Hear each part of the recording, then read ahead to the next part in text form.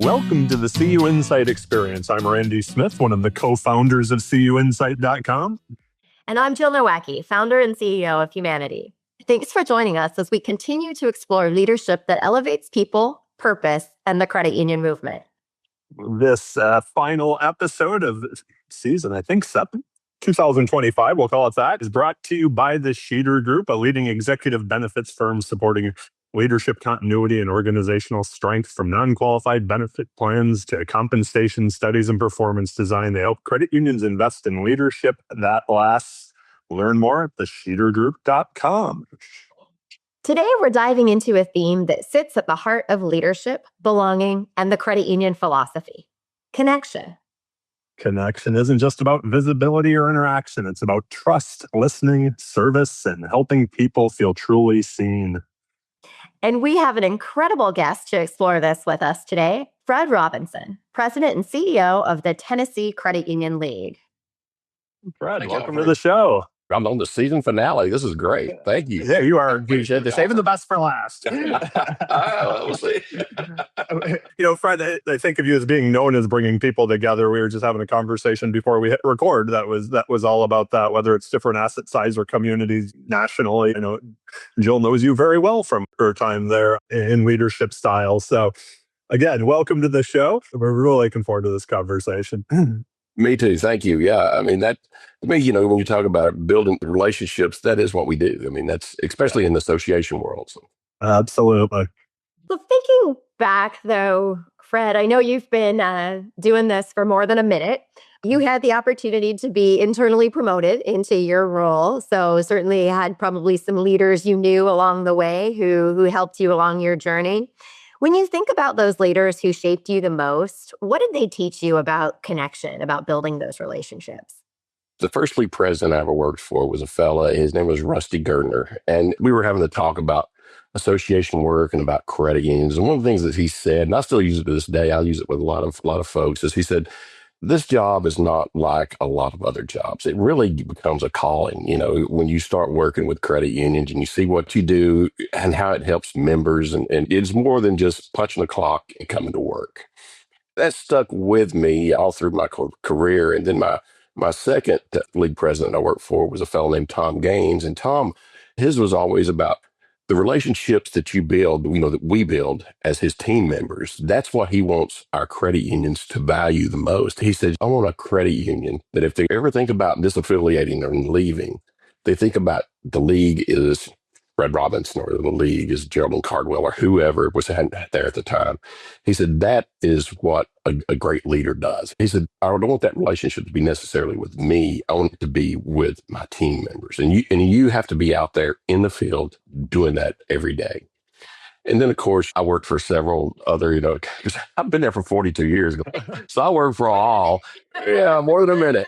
And so there are others that always said, one of the things is a secret is you can't distinguish between the credit unions, whether it's a big credit union or small credit union. You build relationships in all of them. And that was something that I think helped me a great deal, was getting to know all the credit unions, small to large. It's something you said, and it's kind of been a pet peeve of mine at CUInsight since we started it, was this idea that about relationships and connections, like we make them with individuals, with people. We don't make them with brands. Like there are so often that vendors who wanted to write for us wanted their vendor name on it. And I was always like, people don't associate with your vendor name. They associate with the person. So that very much resonated with me, where it's just, I think back and it's the connections we make. It's the people that we meet, whether it's at a conference or if you're out visiting credit unions, right? They're meeting Fred and you're meeting somebody else. You're not meeting XYZ credit union and they're not meeting the league, right? Right. That carried through with one of the things that I've always did as part of my career. And I'm a people person. I mean, I always said, I'm probably not the best equipped to be the CEO, but I know people and I like dealing with people. And my wife cracks me up because every time I meet somebody, I'll always say, well, that's a really good guy. She goes, everybody can't be a good guy. I said, well, you got to find the good in everybody. Years ago, we were watching a comedy, like stand-up special. I'm not sure who it was, but Jill and I are sitting next to each other. And he says, my wife says I need to be the mayor of everyone. And I'm like, oh, that's you. So, yeah. We've got 2.5 million people that are members of credit unions, and they're all my friends. I think it's a We're all good people. yeah. But what I always tried to do was when I'd go in a credit union, I would always meet everyone, whether it's frontline tellers, loan officers, all the way back to the CEO, and then build a relationship with board members. And for me, it's really paid off because, those people are the CEOs today and they remember that. And we've kind of grown up together. And that was, when it come time for me to be selected, I kind of grew up with those folks and that helped me a great deal. And to this day, there's people that I called a fella that's been in the business with me for 25 years. And I called him and said, "Hey, this is an off the record. This is a Fred to Jim question. I need to know what you think about this. I want you to tell me the truth. I don't want you to candy coat it for me." And they'll tell me. And that makes it's a different level. And so I think that's always the biggest part is I always try to look at everybody and in their role and have value. It put the value in them, in them and in the people. We got a new communications person, and she was telling me, she said, "It's important for you to send letters out to folks." And I sent one out to this lady that I'd known for years. She was retiring, and I just sent a letter, telling her all of the fun times we've had, and what she's done for the movement. That meant so much to her. And I thought, okay, so now you have to understand that just because they've retired and they moved on, they still have that value, and that means something for them to get something like that. So, really good way to build trust is that ability to get in, to see the human who's on the other side and not rank their worthiness of connection based on title or what they can do for you in the future. So certainly that builds trust. You've obviously had the opportunity over the 42 years to work with CEOs in very different contexts. You've worked with your member credit unions. I know you've been on the CUNA board, so you've worked with credit unions across the country as well. What do you think separates those leaders who people follow long after the role changes from those leaders who maybe sort of lead for a moment and then are out of the system there? What is it that builds that lasting followership? I was going to use that word. That was what my mentor said. He goes, to be a good leader, you got to create followership. And he said, that is you. That comes from you, not necessarily the job you do. And building that trust. He told me, he was, like I said, Tom Gaines was my mentor. And, I learned a lot from him. And, he always said, you break the trust with somebody, you can never get that, you can never get it back. He said, you can bury the hatchet, but he goes, but you can look over there and you can always see that mound of dirt over there in the corner. Where the hatchet's buried. He said, so you never want that mound of dirt over there. And you got to have that trust. He goes, situations change where if you told them you were going to do something for them and then the situation changes, but as long as you inform them along the way, that's what you have to do. And for me, there's nothing that would destroy me worse than me giving somebody my word and not being able to do it. And so I think that's what you have to do. You have to have that one-on-one trust relationship with them. And then if you have to tell them if it has to change, you just got to let them know and keep them informed. Absolutely. I feel like I tell my team that a lot. Sometimes and this was the case at a league too, like you think you're going to have an advocacy win, you think the politicians are going to do something, and then they don't do what you think they're going to do, and you can't help that, but you sure can communicate about it, like front end. And that's what a lot can be forgiven with that clear, candid, forthcoming communication for sure. Absolutely. I was going to ask, do you see something, we've all been around a lot of leaders over the years. Is there something you see young leaders maybe overlook or make a mistake when it comes to building those kind of long-term industry movement connections, let's just call it, or maybe they try too hard? I've been here 42 years. So yeah. I think that's one thing you do. A lot of people move. A lot of the young people, they get in a job and they keep bouncing around and maybe not going up, but over. And I think I've always said you need to, anytime I talk to young folks, I always tell them, so you need to find some place that you enjoy doing what you're doing and stay. And then you'll grow into that. Or if it's something that you like, pick up that skill and then start your own business doing that. And that's what I think that we're missing in today's workforce sometimes is that stick-to-itiveness. And I know as an old guy, it's like, everybody wants to start at the top nowadays, but that is true. Everybody wants to start higher up than where a lot of us came in. That was what I would say. Jill, what do you say? You move people all around. I like it when people want to move, Fred. It means job security for me. I know, I know. But it's funny because I do think, and just kind of taking this back to that, something that I think people who are maybe new to our credit union movement can overlook is maybe how small this industry really is. And something I recognize why people have to move. I mean, if you're CEO ready and your CEO is got another 20 years on the horizon, like we still need great CEOs at other credit unions, particularly smaller asset size credit unions. So I'm thrilled when somebody is like, hey, I do want to step out and give that a try, because somebody's got to replace those folks who've been here for 42 years when it is their time to move on. But what I think kind of the mistake I see is when it's like, I'm too good for this place and I'm too good for all of you, and I'm going to go out and I'm going to get this bigger next thing. And then they get to that next thing and are like, oh, crap, I'm still like running into, because it's a small industry. And so this idea of like burning bridges on the way out is a huge mistake. So like there's an okay way to move. And I mean, look at me. So we were starting talking at the beginning. I started my career at the Montana Credit Union Network. If I had left that job and told Tracy, like, I got bigger things than Montana, like, boy, would have shot myself on the foot with where we are today, right? And so instead that, this time we spend in the States, it's been about 25 years for me now, it's long, but like 25 years later, I'm working just as closely with Tracy as I was 25 years ago when I started. It's a darn good thing that I made sure that was, kind of keeping that right on the way forward too. And then my boss just came down, spent a week here with Randy. So like, it's a small industry. There's a lot of connection there. That's true. Yeah. Had a great time diving with Mark Zook down here in Seth. So. I just had met him in passing and got to spend a whole week. So it was awesome. But I think about that even from a CUInsight perspective. Like I've known our CEO, Greg Mikulek, for years, just from when he was Q's, when he was in New Jersey LP, when he was like Thune, obviously. But those connections that we made, no matter where he was, it was, that was building that trust over the years, right? So it's a cool thing. I do think, Jill, to kind of piggyback on what you were saying with how small that maybe people don't realize how small the industry is and how small the group is that you see. That can be kind of intimidating when somebody comes in, and if the three of us walk in the room, we're hugging a bunch of people, and if you're standing there, you're like, who are all these people and why do they hug? So I think that's something that's an interesting, I don't want to say group to crack, because I think credit union folks are so welcoming, but it's kind of like, tell us your story. That would be something else I would say when kind of building that out over time. And that is one of the things, that we notice here is when somebody comes in that's not been in the movement, and then you go to a chapter meeting or you go to and you get that, what you said, Randy, all that hugging and, talking about their kids, and it's intimidating.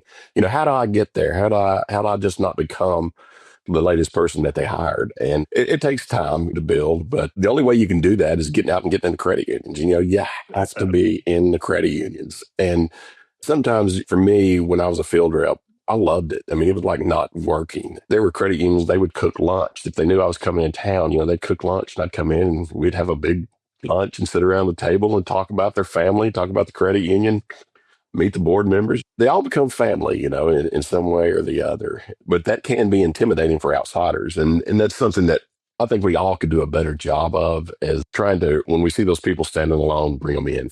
I want to kind of circle back, but also transition here, because something you said, you mentioned your communication person saying you should send a letter, send that note. And it had me thinking about, we live in this digital world. If we get a letter, that means a lot more than an email or a text. It just does. But as somebody who's come up, when you started, it was an email, right? I think of my first job out of college. We weren't allowed to send client emails. It was, you had to either pick up the phone or see them in person. Yep, that was for Morgan Stanley. Yeah, so I'm showing my age now, but yeah. So I mean, as you think of that transition, is there stuff that in your mind has remained irreplaceable when making these connections? And as this digital world, we're recording this over Zoom from different places today. I mean, obviously, there's still ways to make connections as well, like this. You said it. I mean, when we spent your days at Morgan Stanley, I still tell people to do that. I mean, I can't tell you how many times I'll ask somebody that, have you talked to so-and-so at a credit union? I said, well, I'll send them an email. Well, you have a phone. You pick it up and call them. I think like if you're under 40, you really don't know how to pick up that phone though. You're not quite sure. I'm sorry, Jill, you're like, you can't say that, but I'm like, yeah. I mean, we don't even have phones anymore in our office. We talk through the screen, or we have our cell phones. And I'm like, Yeah. I remember they came in to get my handset. I was like, I don't know if I can do this. But that is one of the things. I mean, people like to hear your voice. I think it's great to use email. It's great to use chat and text and all the messaging platforms. But sometimes it's best if you just pick up the phone and call them. I think you can get so much done faster and get it nailed and taken care of. And especially if it's a situation where there may be something to do with that you got to deliver bad news. Don't hide behind it. It's easy to hide behind an email. Send it late on Friday and then go out. Not to say I haven't done that, but there is something about picking up the phone and talking to them. People will appreciate that.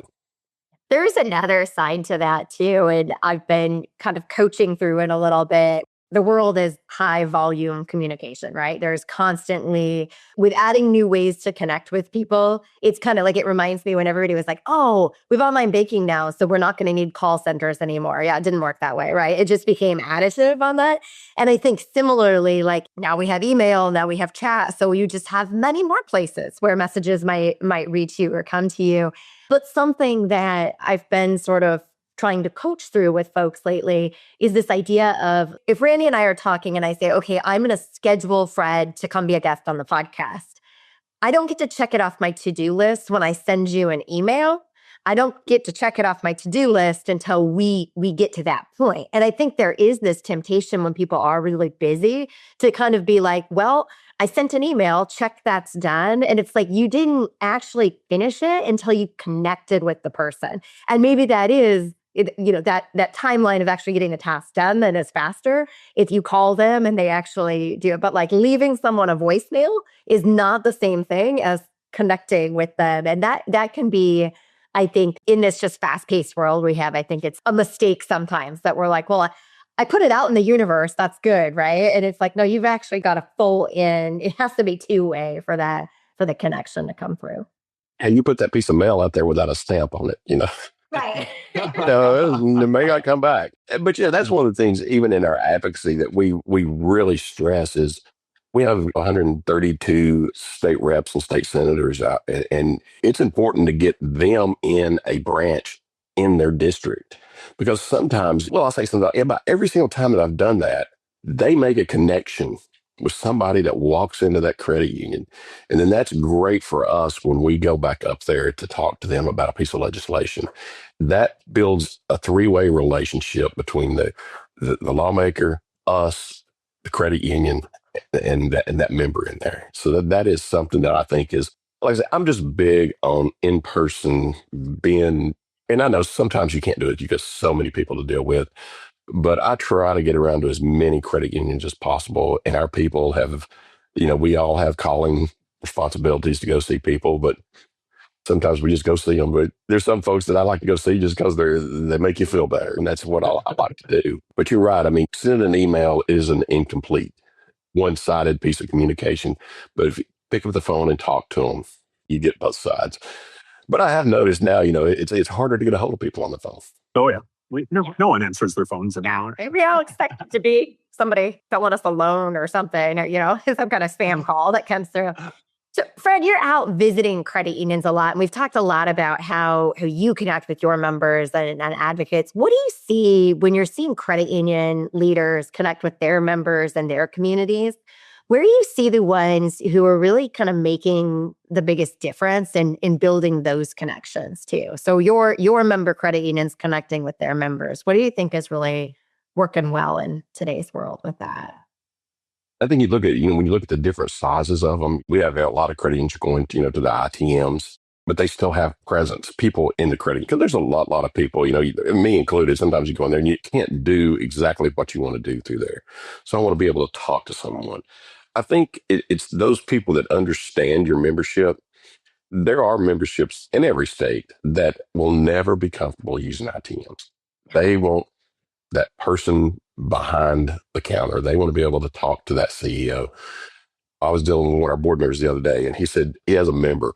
Just because he made the loan to the member, the member feels like he has to pay him.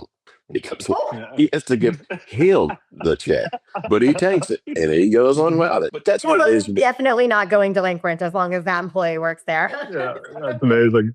So you meet them where they're at, not where you want to be. And I think that's what you have to do. You can't get too far ahead of them. And it's easy to do in our business, when you start looking at all the tech out there and how easy and well, this would be great for our members. But when you start looking, okay, where are they in their journey? Are they at the mobile piece? Are they at the ITMs? Are they still the person out there like me filling the deposit slip? I think there is that too, is like, and I think my guess is everybody listening to this is guilty of it. We're fine doing the digital thing and the most convenient thing until we have an issue. And then it's like going, just like how many times are we like, I don't know which 0, 0, 0, just hitting, just get me a live person on the phone, right? Like, well, That's it. or whatever. I need to talk to somebody because I don't know what I'm doing. The AI is not answering my question. So yeah, that's funny. That is that idea of meeting people where they are, right? We don't want that. One of my stories is about I bought a car out of state, and I always financed it through the credit union, but I had to finance it somewhere else. When I got back to Tennessee, I thought, oh, heck, I'm going to go to the credit union and get it taken care of because I didn't know what all I had to do. Well, I get to my credit union. They walk me into a room in front of a computer monitor, and boom, person pops up, and they walk me right through it. And I went outside and I said, I guess I could have done that from my office. So, it's one of those things. It was so easy. I had in my mind it was going to be difficult, but I think it is meeting people where they're at. We talked earlier about that idea of kind of just sending the letter without a stamp on it does not count as message sent. I think the other side to that two-way communication is really that idea of listening, right? So we can put all the, hey, how's the family? How are you? It's great to see you out, but we got to hear what they come back with on that. So kind of listening and the ability to really form connection through listening, how is that something that maybe shifted your perspective or helped? I won't even say helped, I'll say helps the league show up differently for your members through that kind of really attuned listening? Well, I tell you, it changed by listening. It changed the trajectory of the way we were planning to run our league. When I got selected, the whole process, and I mean, I'd been in board meetings and we were kind of looking at becoming a advocacy shop. That's what we were going to do. We had 150 credit unions or so, and you could kind of see the curve. We said, well, okay, what's our plan? What's our future plans? So we laid it out. We were going to be an advocacy shop. We'd probably trim down to about 5 people, and we would have been a great advocacy shop. Well, I go into one of my large credit unions, and the CEO, he's new, and he says, what's your plan? Well, of course, I tell him the plan, that what we're looking like to the future. And he just looked at me and he said, well, I'll tell you right now, I expect more out of my league, not less. Note taken. Yeah. So I went back to the board. We're real capitalized. And I just told him, I said, look, he's got a point, And I said, for me personally, I mean, it would have been easier to be in an advocacy shop. But our board said, they agree. They said, he's exactly right. We got to be what our credit unions ask. And that really changed the trajectory of the league. What we look like today was from that one meeting and listening to that CDO. I think back to that was something that I remember like very early in the podcast, probably like first 5 episodes Chuck Fagan was on, and he talked about almost like learning to listen more as he got more into his career, where it was like, what, the less I say, the better we're probably going to do, because people are going to tell you what they expect, what they want, what's upsetting. I think that's a huge learning thing. When I was younger, I loved to talk. So I tried to show how smart I was and just said way too many words. But yeah, I always say you have people that listen and you have people that are waiting to talk. They're not listening to a word you say. It's just, they're waiting to talk. And so I try not to be that person. Fred, with the role you have, and going back to what you said at the beginning, working in credit unions can be a calling, but I certainly believe that the league side, it's a huge calling, and that your leadership role can pull you into politics, that can pull you into crises, that can pull you into a bunch of different competing priorities. And so really being able to focus on the humans and not the to-do list takes a lot of intention. Maybe it's something that this far into it, you can say, well, I've built up the habit over time. But do you have personal practices that really do kind of have become part of your habits that help you stay connected to people, help you stay connected to the purpose, help you stay true to yourself too, as you move forward with this relationship-based leadership? One of the things, and a great example of it is when I try to, or I do, I treat every credit union the same. And what I mean by that is a lot of times, like you said, you get pulled in different directions. When you have credit unions that are looking to merge with each other, one will call me, the other will call me, and I can't play favorites, and I never do. I always tell them, I say, look, I can put you two together, but I'm going to tell you, if someone else calls, I'm putting them together also. Mhm. Just as long as you stay, that I stick to those set of principles, that I treat everyone exactly the same. And I think that is the respect that you give them, and they in turn give that back to us. That is something that early on that was tough, because when you become league president and then you get this $1 billion credit union calling, and they may be mad at another smaller credit union. Well, they're both members, and so you have to treat them exactly the same. And most credit unions have roundtable meetings, and back then we would do our top 25, and I always used to, my line was always, well, the top 25 are important, but that other 125 can get you fired. So you have to, you have to remember to treat them all. Every credit union is important, and every member is important. When you say the habits, being consistent, telling the truth, when you make a mistake, let them know. And we always give our credit unions the benefit of the doubt. If someone has a problem or an issue, we always take the side of the credit union when we can. That comes with years of sitting in the seat. So we can't talk about connection, Jill, without me asking you, just because you remember every name, every face.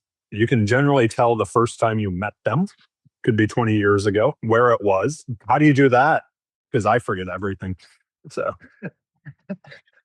I think part of it's just the way somebody's brain works. I tell a story sometimes about I'm really bad at remembering numbers. People will be like, come on, Joe, really? And so my old CFO, when I worked at the credit union, I was like, yeah, I don't. He goes, well, state it in a range if you can't remember the exact number. And I was like, all right, the ROI for this marketing campaign is between 30 and 370%, right? Like it was like and he's like, maybe just write it down next time because your range was a little high. I'm like, I remembered there was a 3 in it. And so that kind of like, my brain doesn't work that way. And I think I used to say, well, you remember things that are important to you. But I think I've met enough people over time. And I used to feel like if I met somebody and was like, oh, hey, Fred, how's it going? Da, da, da, da, da. And he's like, who are you again? Like it used to send a message to me that, well, I just wasn't important to Fred. And I know that I've met enough people over the course of my time that it's some people just their brains just don't connect that way. They don't have that same ability to remember every little detail about other humans. And they might be the ones who can remember that it was exactly 37%, and they might still remember that 22 years later. That said, I think if it's not natural to someone to remember those things off of just a quick meeting, then I think what it requires is that intentional practice to develop that. So is it that you make a habit after a meeting of writing down a few key things about the person you just met with and that you just talked to, so that you can continue to build on and keep that relationship? Because I'll tell you that if you meet somebody and the first time you're like, oh, yeah, that's nice. Great to see you again. I didn't remember that time. Well, the third time that happens, it is going to cause a problem. And I don't think you could just be like, oh, well, I'm just not really great with people. You should try harder then, right? So kind of like, I can't just say, oh, I'm just not that great at remembering numbers. Well, then figure out how to write those things down and get them right, because you don't get to have a 350% swing on your ranges there. So. thank goodness for name badges. oh gosh, yeah, that's for sure. And you're right, Jill. Remembering people's names, that is one of the things you have to do. And that means so much to people. Absolutely. Good stuff. Any final thoughts there, Jilly? We'll kind of go around the Zoom here, but we'll put Fred on the spot last. I think going back to this idea of connection and even that question you just asked me, Randy, I think we have to recognize that leadership, it doesn't require that you have all the answers. You don't have to know everything there is to know off the top of your head all the time. But you do really need to show up. I'll use another one of my favorite words here, show up with that curiosity and that genuine care for others. And as long as you bring those into relationships, it gives you that chance to build an authentic, connected relationship because you're demonstrating that curiosity, which will lead to that level of listening and hopefully retention when it's that true listening that pulls you forward to build those relationships that really matter and carry you forward. The one thing, and maybe this is, again, just a pet peeve, but a word you said, genuine. Like, we've all met people that you were like, you really don't care about what I'm saying right now at all. But, I'm listening to you talk, but I'm scanning the room for someone else. Yeah, since there's someone looking over your shoulder. So, I mean, that's the thing, is that to me, I think this movement is amazing and the people in it are unbelievable, and you can make genuine connections and friends if you put yourself out there, and they just continue to grow, and you never know where it's a beautiful world to take us. So that word genuine was the final thing that I would throw out there. Be genuine, folks. Yeah, I think you're exactly right. And I think, the thing is sticking to your word, telling people the truth, be who you are. Because a lot of us, there's times we put on airs and you try to be someone you're not. And I'm sorry, I can't be. When I speak up, they know I'm from the South. I'll say y'all and ain't when I can, But I think, being genuine and truly caring for people. And in our business, it is a softer business than banking. It is not profit driven. We have to generate, some revenue, but, we are in it for the members. And I think that if we keep that connection with the member, with the credit unions and with everyone in our little group, I think we can continue to go far in this business. I don't know who said this. Gosh, I should remember it, but I just heard it recently where it was this idea that like banks compete, fintechs disrupt, credit unions cooperate. And it was like, that's the secret power, right? Just keep doing it. Make those connections. Thank you so much, Fred, for joining us today. We appreciate it. And a big thank you once again to the Sheeter Group for supporting these conversations this year. And Fred, also thank you for joining us. And to everybody listening, all you people across the credit union movement, we greatly appreciate you and getting to have this much fun this season doing what we do. And please make sure to subscribe on Apple, Spotify, Amazon, wherever you listen to your podcasts. We'll be back soon. Until then, stay connected, stay curious, and keep leading with heart. Take care, everybody.